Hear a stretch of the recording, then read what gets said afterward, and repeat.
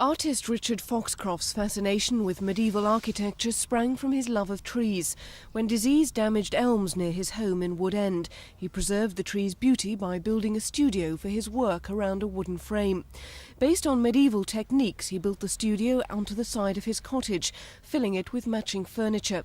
Next came a conical conservatory, the shell of beams filled in with stained glass. Richard's resisting efforts to encourage him to build another across the Atlantic. He wants to see his designs only in places in which he believes they look at home. But his greatest venture yet is a 4-bedroomed home in LEVENS Green. Huge oak beams straddle the skyline, the shape of some meaning timber merchants would simply scrap them. It's taken 10 months for Richard, with his Thatcher friend Paul Lewis, whose home it will be, to reach this point. Traditionally, timber frames were made in sections on the floor so that joints could be cut. It took just 6 days for the full frame to be then erected on site. It is in fact prefabricated. We build sections on the ground, and then eventually when we've finished all the sections we put them all together, and the building's here it is. Now in all it might be something like 2 years from start to finish to actually complete the building.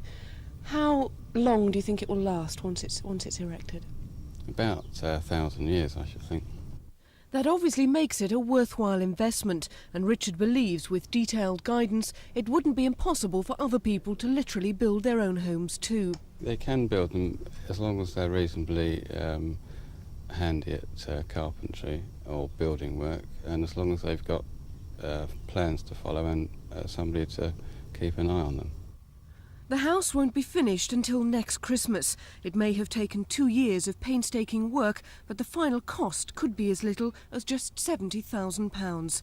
Judy in Hertfordshire for Thames News.